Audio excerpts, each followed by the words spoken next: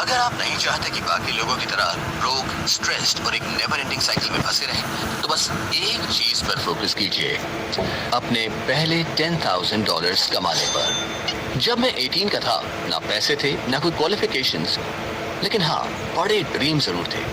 Millions कमाने की tension लेने के बजाय मैंने पहले 10K कमाने का एक छोटा और अचीवेबल गोल सेट किया। अब एक सेल्फ मेड मिलियनर के तौर पर मैं कह सकता हूँ कि पहले $10K कमाना सबसे टफ था, लेकिन एक बार वो मिल गया तो सब कुछ चेंज हो गया। ये सिर्फ पैसों की बात नहीं थी, बल्कि ये खुद को प्रूव करने की बात थी कि पैसा कमाना एक स्किल है, सिर्फ लक नहीं। एक बार जब मुझे 10K कमाने का तरीका समझ में आ गया तो मुझे पता था कि मैं इसे बार बार कर सकता हूँ और धीरे धीरे इसे रियल वेल्थ में बदल सकता हूँ। तो अगर मुझे फिर से जीरो से स्टार्ट करना पड़े और वही पहले $10K फिर से कमाने हो, तो मैं इसे सिर्फ 3 स्टेप्स में करूँगा। ज्यादातर लोग इसे जरूरत से ज्यादा कॉम्प्लिकेटेड बना देते हैं। कोई क्रिप्टो में कूद जाता है क्योंकि उनके दोस्त ने इससे पैसे कमाए, तो कोई डे ट्रेडिंग ट्राई करता है क्योंकि किसी गुरु ने कहा कि इससे वो अमीर बन जाएगा। प्रॉब्लम यह है कि इन दोनों तरीकों के लिए बहुत सारा अपफ्रंट कैश और जबरदस्त किस्मत चाहिए। ये साइड हसल्स नहीं है और इन्हें कभी भी अपना मेन इनकम सोर्स मत समझिए, बल्कि इन्हें पैसे मल्टीप्लाई करने के टूल्स की तरह देखिए। जब आप शुरुआत कर रहे हो तो आपको बस कुछ ऐसा चाहिए जिसमें कम पैसे लगे और हर दिन आपकी जेब में कैश डाल सके। अगर सारी डिस्ट्रैक्शंस हटा दें तो असल में सिर्फ 4 ऑप्शंस बचते हैं। मैंने ये चारों ट्राई किए हैं और बिलीव मी, सही ऑप्शन चुनना बहुत जरूरी है, क्योंकि कुछ हाई स्केलेबिलिटी देते हैं तो कुछ काफी लिमिटेड होते हैं।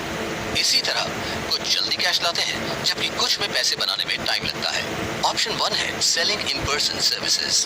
देखिए, आपने पहले भी इसके बारे में सुना होगा, लेकिन मैं बात कर रहा हूँ personal training, delivery driving, dog walking, nail designing, barbering, videography और ऐसी कई दूसरी सर्विसेज की। ये चीजें सुनने में सिंपल लग सकती है, लेकिन सच कहूँ तो ये सबसे तेज पैसे कमाने के तरीकों में से एक है। इसलिए इन्हें इग्नोर मत कीजिए, क्योंकि ये तुरंत पैसे कमाने का रास्ता देते हैं।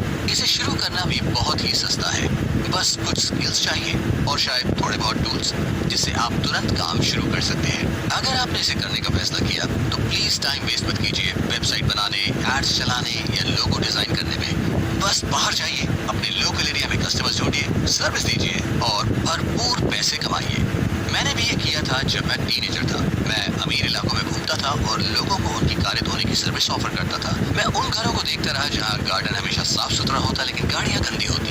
सुनने में अजीब लग सकता है, लेकिन मेरी सोच ये थी कि अगर कोई अपना गार्डन इतना साफ रखता है तो अपनी कार भी चमकती हुई देखना चाहेगा ताकि उसके पड़ोसी इम्प्रेस्ड हो। लेकिन क्योंकि ये सर्विसेज सिर्फ लोकल एरिया तक सीमित होती हैं, इसलिए मेरी डिमांड कभी बहुत ज्यादा होती तो कभी बहुत कम। कुछ महीने तो बहुत बिजी होते, लेकिन कुछ में मुश्किल से पैसे बन पाते। जब मैं बिजी होता तो एक बार में सिर्फ एक ही क्लाइंट के साथ काम कर सकता था, जिससे मेरी डेली अर्निंग्स की लिमिट फिक्स हो जाती थी। इसलिए इन पर्सन सर्विसेज शुरू करने के लिए तो बढ़िया है, लेकिन जल्दी ही ऐसा लगने लगता है कि ये आपकी पोटेंशियल को लिमिट कर रही है। इसी के साथ हम आते हैं ऑप्शन 2, जो कि है लोकल प्रोडक्ट्स। इसमें चीजें बेचने की बात आती है, जैसे home baked goods, handmade items, art work, fresh produce और बहुत कुछ।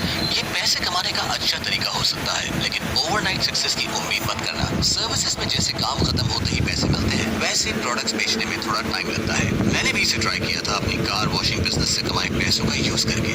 मैंने सस्ते मॉडल प्लेन पार्ट्स खरीदे, उन्हें असेंबल किया और फिर आरसी फ्लाइंग क्लब में जाकर बेचा, जहां मैं वीकेंड पर जाया करता था।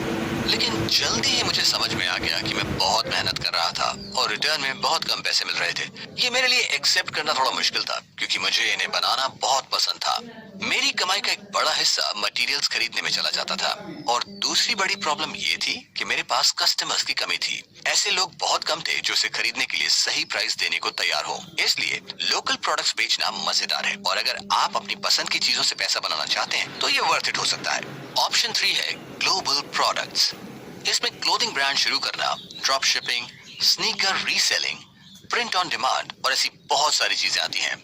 इन पर्सन सर्विसेज या लोकल प्रोडक्ट्स के उलट ग्लोबल बिजनेस में आपके पास बहुत बड़ा कस्टमर बेस होता है और इससे पैसे कमाने के मौके भी ज्यादा हो जाते हैं। यहाँ आपको सिर्फ अपने शहर या लोकल मार्केट तक ही सीमित नहीं रहना पड़ता, कोई भी कहीं से भी आपसे खरीद सकता है। मैं अपने ग्लोबल प्रोडक्ट्स लॉन्च करने को लेकर इतना ज्यादा एक्साइटेड था कि मैं सीधे फ्लाइट पकड़कर चीन चला गया ताकि एक मैन्युफैक्चरर से पार्टनरशिप करके अपने मॉडल एयरप्लेन्स को पूरी दुनिया में बेच सकूं। लेकिन रिलैक्स, आपको ऐसा करने की जरूरत नहीं है। अगर आप ड्रॉप शिपिंग या प्रिंट ऑन डिमांड वाला रास्ता चुनते हैं तो ये मुझे चीजें काफी आसान हो जाती हैं। पर जब मैंने शुरू किया तो ये ऑप्शंस अवेलेबल नहीं थे। सच कहूँ तो शुरुआत में मेरी ग्रोथ काफी स्लो थी, क्योंकि मुझे अपनी कमाई बार बार नए प्रोडक्ट्स में री इन्वेस्ट करनी पड़ती थी। हर सेल के बाद और इन्वेस्टमेंट की जरूरत होती। अगर मैंने 10 आइटम्स बेचे तो मुझे 20 और खरीदने पड़ते ताकि स्टॉक बना रहे। तो होता यह था कि प्रॉफिट कमाने के बजाय मेरे पैसे स्टॉक में ही फंसे रह जाते थे। तो आखिरकार क्या ये सब वर्थ इट था? 100%। लेकिन ये तभी कीजिए जब आपके पास इतना पेशेंस हो कि 1 से 3 महीने तक बिजनेस को सही तरीके से ग्रो करने का वेट कर सकें। और एक बार जब ये सेटल हो जाता है तो ये सबसे पैसिव और इजी तरीकों में से एक बन जाता है जिससे सच में पैसे कमाए जा सकते हैं। और अब हम आते हैं ऑप्शन 4, ऑनलाइन सर्विसेज पर। जब मैं छोटा था तभी ऑप्शन मेरे लिए अवेलेबल नहीं था, लेकिन आज के टाइम में ये सबसे बड़ा फायदा है। ऑनलाइन बहुत सारी सर्विसेज हैं जो आप ऑफर कर सकते हैं, जैसे copywriting, video editing, thumbnail design, ads run करना।